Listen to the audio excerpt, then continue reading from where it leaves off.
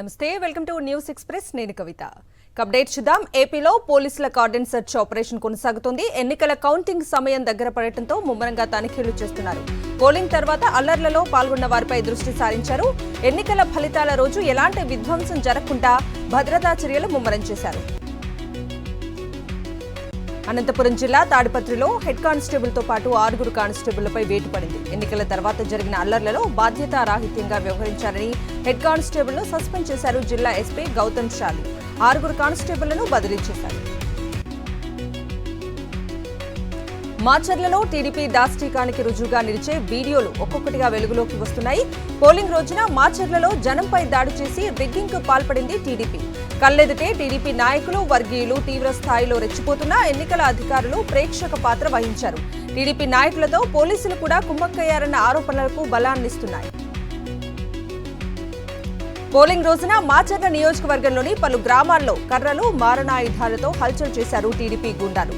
Palvai gate, Jattipalem, తుమ్రుకోట, ఒప్పిచెర్ల, చింతపల్లిలో జనాలను భయపెట్టేలా దౌర్జన్యకాండకు దిగారు. తాడిపత్రిలో అల్లర్లను దృష్టిలో పెట్టుకుని మిగిలిన నియోజకవర్గాల్లో వైఎస్ఆర్సీపీ కీలక నేతలపై బైండ్ ఓవర్ కేసులు నమోదు చేయొద్దని అనంతపురం జిల్లా ఎస్పీ గౌతమ్ షాలిని కలిసి వైఎస్ఆర్సీపీ నేతలు విజ్ఞప్తి చేశారు. నేరగాళ్లు, రౌడీ షీటర్లను మాత్రమే బైండ్ ఓవర్ చేయాలని, సాధారణ ప్రజల జోలికి వెళ్లకుండా ఆదేశాలు ఇవ్వాలంటూ కోరారు. బెంగళూరు రేవ్ పార్టీలో కర్ణాటక పోలీసులు అరెస్ట్ చేసిన వారిలో చిత్తూరుకు చెందిన 2 టీడీపీ నేతలున్నారు. చిత్తూరు టీడీపీ యువనేత రణ్ధీర్ విక్రమ్ నాయుడు, కాణిపాకంకు చెందిన టీడీపీ కార్యకర్త అరుణ్ కుమార్ రేవ్ పార్టీలో దొరికిపోయారు. ఏపీలో ఉచిత పాఠ్య పుస్తకాల పంపిణీకి సర్వం సిద్ధమైంది. 2024-25 సంవత్సరానికి గాను 3.12 కోట్ల ఫస్ట్ సెమిస్టర్ పుస్తకాలను పంపిణీ చేసేందుకు మండల స్టాక్ పాయింట్లకు తరలించారు. జూన్ 8 వరకు అన్ని స్కూళ్లకు పుస్తకాలు చేరనున్నాయి. తిరుమలలో భక్తుల రద్దీ కొనసాగుతోంది. కంపార్ట్మెంట్లన్నీ నిండి వెలుపల క్యూ లైన్లో వేచి ఉన్నారు భక్తులు. శ్రీవారి సర్వదర్శనానికి 20 గంటల సమయం పడుతోంది. బుధవారం రోజు 80,048 మంది భక్తులు శ్రీవారిని దర్శించుకోగా హుండీ ఆదాయం 4.12 కోట్ల రూపాయలు వచ్చింది. తిరుపతిలో శ్రీ గోవిందరాజు స్వామివారి వార్షిక బ్రహ్మోత్సవాలు వైభవంగా జరుగుతున్నాయి. బ్రహ్మోత్సవాల్లో భాగంగా ఇవాళ రాత్రికి అశ్వవాహనంపై భక్తులకు దర్శనమివ్వనున్నారు స్వామివారు. మంగళ వాయిద్యాలు, భజన బృందాలు, కోలాటాల నడుమ ఆలయ మాడవీధుల్లో స్వామివారి వాహన సేవ ఘనంగా జరగనుంది. తిరుమల శ్రీవారిని విశాఖ శారదా పీఠం పీఠాధిపతి స్వరూపానందేంద్ర సరస్వతి దర్శించుకున్నారు. నైవేద్య విరామ సమయంలో స్వామివారి సేవలో పాల్గొని మొక్కులు చెల్లించుకున్నారు. దర్శన అనంతరం రంగనాయకుల మండపంలో ఆలయ అధికారులు శ్రీవారి తీర్థ ప్రసాదాలు అందజేసి శ్రీవారి శేషవస్త్రంతో సత్కరించారు. కర్నూలు జిల్లా మంత్రాలయం రాఘవేంద్ర స్వామివారి ఆలయానికి భక్తులు పోటెత్తారు. స్వామివారిని దర్శించుకునేందుకు తెలుగు రాష్ట్రాలతో పాటు కర్ణాటక, తమిళనాడు, కేరళ, మహారాష్ట్ర ప్రాంతాల నుంచి భక్తులు అధిక సంఖ్యలో తరలివచ్చారు. మంచాలమ్మ, రాఘవేంద్ర స్వామి మూల బృందావనంకు ప్రత్యేక పూజలు నిర్వహించి మొక్కులు చెల్లించుకున్నారు. సింహగిరిపై ఉత్తరాంధ్ర జిల్లాల ఆరాధ్య దైవం వరాహ లక్ష్మీ నరసింహస్వామి వారి జయంతి వేడుకలు అంగరంగ వైభవంగా జరిగాయి. అప్పన్న జన్మ నక్షత్రాన్ని పురస్కరించుకుని స్వాతి హోమాలు నిర్వహించారు అర్చకులు. స్వామివారి జయంతి వేడుకలను అధిక సంఖ్యలో తరలివచ్చి భక్తులు స్వాతి హోమంలో పాల్గొన్నారు.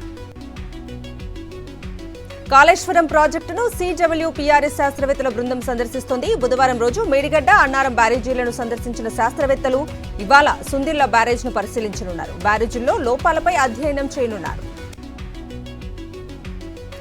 రామగుండం, మనుగురు రైల్వే స్టేషన్ల మధ్య ప్రత్యేక రైల్వే కోర్ కారిడార్ ఏర్పాటుకు కేంద్రం నోటిఫికేషన్ జారీ చేసింది.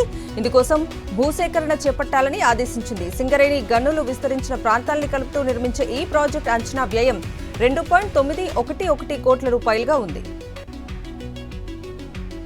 కాంగ్రెస్ ఇచ్చే 6 హామీల అమలుతో పాటు 500 బోనస్ చెల్లించే వరకు బీఆర్ఎస్ తరఫున రైతుల పక్షాన హైదరాబాద్లో పోరాటం చేస్తామన్నారు మాజీ మంత్రి హరీష్ రావు. జగిత్యాల జిల్లా మల్యాల మండలంలో పర్యటించిన ఆయన పూడూరు వద్ద కొనుగోలు కేంద్రంలో తడిసిన మొలకెత్తిన ధాన్యాన్ని పరిశీలించారు.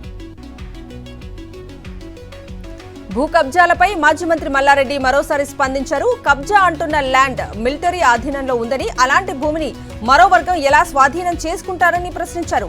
భూమి పత్రాలు అన్నీ సక్రమంగా ఉంటే ఎమ్మెల్యే లక్ష్మణ్ ఎన్నికల అఫిడవిట్లో ఎందుకు చూపించలేదన్నారు.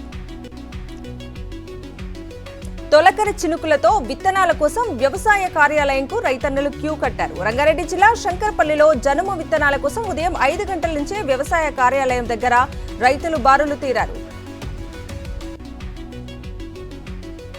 ఉమ్మడి మెదక్ జిల్లాలో జీలుగు జనుము విత్తనాల కొరతతో అధికారుల తీరుపై అన్నదాతలు ఆగ్రహం వ్యక్తం చేస్తున్నారు. టెక్మాల్ మండల కేంద్రంలోని అగ్రోస్ రైతు సేవా కేంద్రం ఎదుట విత్తనాల కోసం రైతులు ఆందోళన చేశారు. అధికారులు ఇప్పటికైనా స్పందించి విత్తనాల కొరత లేకుండా పంపిణీ చేయాలని రైతులు కోరుతున్నారు. జయశంకర్ భూపాలపల్లి జిల్లా గణపురం మండల కేంద్రంలోని విద్యుత్ ఉప కేంద్రాన్ని ఎమ్మెల్యే గండ్ర సత్యనారాయణరావు సందర్శించారు. సబ్స్టేషన్లో ఉన్న లాక్ బుక్స్ ను తనిఖీ చేసి ఆపరేటర్లకు పలు సూచనలు చేశారు. విద్యుత్ సరఫరాపై కొంతమంది సోషల్ మీడియాలో అసత్య ప్రచారాలు చేస్తున్నారని, అవి సరికాదని అన్నారు. తెలంగాణ ఆర్టీసీ లోగో మార్పు విషయంలో జరుగుతున్న ప్రచారంపై ఆ సంస్థ ఎండీ సజ్జన ట్విట్టర్ వేదికగా స్పందించారు. కొత్త లోగో విషయంలో సోషల్ మీడియాలో జరుగుతున్న ప్రచారంలో ఏమాత్రం వాస్తవం లేదన్నారు. అధికారికంగా ఇప్పటివరకు కొత్త లోగోను విడుదల చేయలేదన్నారు. సుచిత్ర హైవే నుంచి బోయిన్పల్లి వైపు మద్యం బాటిళ్ల లోడుతో వస్తున్న డీసీఎం వ్యాన్ టైరు పేలటంతో బోల్తాపడింది. కింద పడిన లిక్కర్ను గమనించిన జనం అందిన కాడికి పట్టుకెళ్లారు. ఖరీదైన మద్యం పట్టుకెళ్లి చీప్ లిక్కర్ను వదిలేశారు మందుబాబులు. నాగర్ కర్నూలు జిల్లా నాగర్ కర్నూలు మండలంలో చిరుత సంచారం కలకలం రేపుతోంది. తుడుకుర్తి సల్కరపేట తండ శివారులో చిరుత సంచరిస్తున్నట్టు తెలుస్తోంది. చిరుత పాదముద్రల ఆనవాళ్లు కూడా ఉన్నట్లు గుర్తించారు. దీంతో పరిసర గ్రామాల ప్రజలు భయాందోళనకు గురవుతున్నారు. కొత్తగూడెం ప్యూన్ బస్సులో ఒంటరిగా ఉంటున్న ప్రమీల అనే వృద్ధురాల్ని గుర్తు తెలియని వ్యక్తులు హత్య చేశారు. ఆమె ఒంటిపై బంగారు ఆభరణాలు లేకపోవడంతో నగల కోసమే హత్య చేసి ఉంటారని అనుమానం వ్యక్తం చేస్తున్నారు. భర్త మృతి చెందగా కుమారులు హైదరాబాద్లో స్థిరపడ్డారు.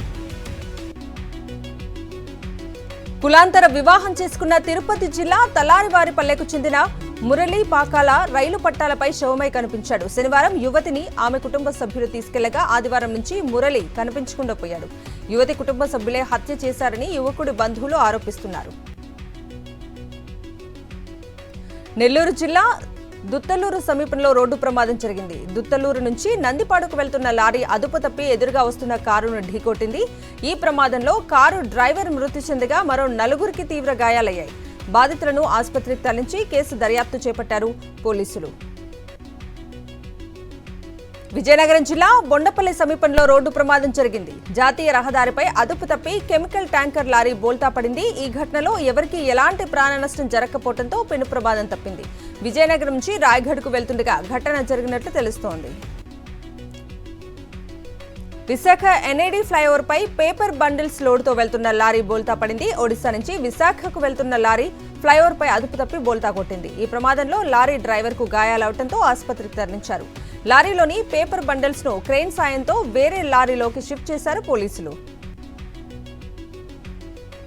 కాకినాడ జిల్లాలో పరిశ్రమల శాఖ అధికారి ఏసీబీ వలకు చిక్కాడు. 2 లక్షల రూపాయల లంచం తీసుకుంటూ ఏసీబీ అధికారులకు రెడ్ హ్యాండెడ్ గా పట్టుబడ్డాడు పరిశ్రమల శాఖ జీఎంజీ మురళి.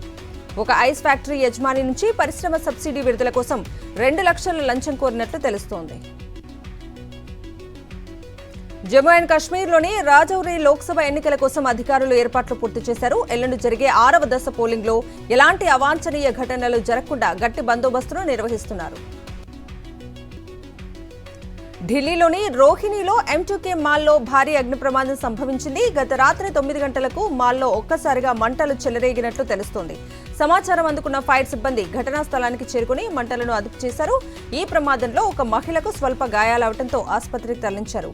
ఆస్తి నష్టం కూడా భారీగా సంభవించినట్లు అగ్నిమాపక అధికారులు తెలిపారు.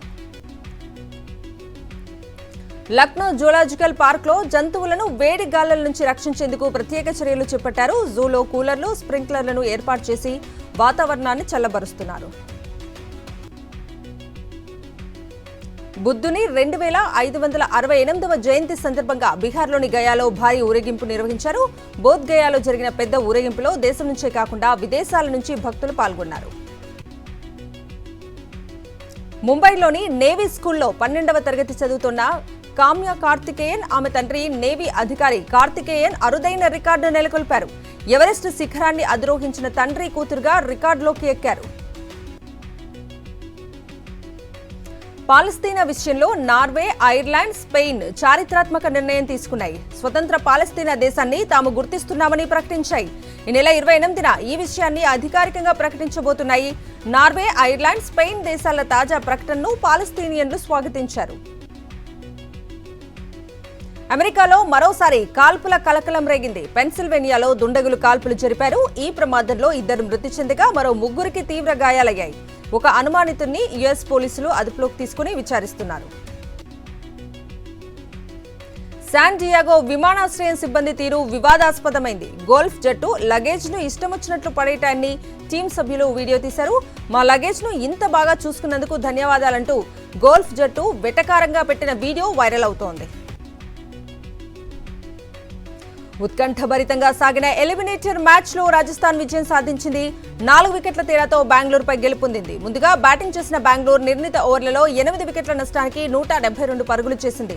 రజత్ పటిదార్ 34, కోహ్లీ 33, గ్రీన్ 27 పరుగులతో రాణించారు. అనంతరం 173 పరుగుల టార్గెట్ ను ఛేదించేందుకు బరిలోకి దిగిన రాజస్థాన్ మరో ఓవర్ మిగిలి ఉండగానే విజయం సాధించింది. ఆర్బీఐ ఆంక్షలతో అతలాకుతలమవుతున్న పేటీఎం ఆర్థిక భారాన్ని తగ్గించుకునే పనిలో పడింది. ఇందులో భాగంగా ఇప్పటికే కొన్ని ఆస్తులను అమ్మాలని నిర్ణయించింది. మరోవైపు ఉద్యోగాలలో కోత విధించాలని భావిస్తున్నట్లు తెలుస్తోంది. కేరళలోని 7 జిల్లాలకు తీవ్ర వర్షపాతం ఉండే అవకాశం ఉందని ఆరెంజ్ అలర్ట్ ప్రకటించింది. బంగాళాఖాతంలో ఏర్పడిన అల్పపీడనం వాయుగుండంగా మారి భారీ వర్షాలు పడుతున్నాయి. ఆరెంజ్ అలర్ట్ నేపథ్యంలో 11 నుంచి 20 సెంటీమీటర్ల వరకు భారీ వర్షం పడే ఛాన్స్ ఉందని మెట్ తెలిపింది. ఉత్తరాఖండ్లోని పౌరీ గర్వాల్ జిల్లా భారీ వర్షాలకు అతలాకుతలమైంది. ఆకాశం చిల్లు పడిందన్న విధంగా వర్షం కురవడంతో ఇళ్లు నీట మునిగాయి. చాలా చోట్ల రహదారులు కొట్టుకుపోయాయి.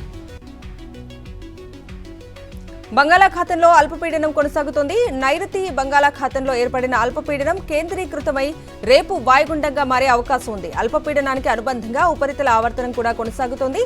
నైరుతి రుతుపవనాలు చురుగ్గా కదులుతున్నాయి. దీని ప్రభావంతో ఏపీ, తెలంగాణలో పలుచోట్ల వర్షాలు కురుస్తున్నాయి.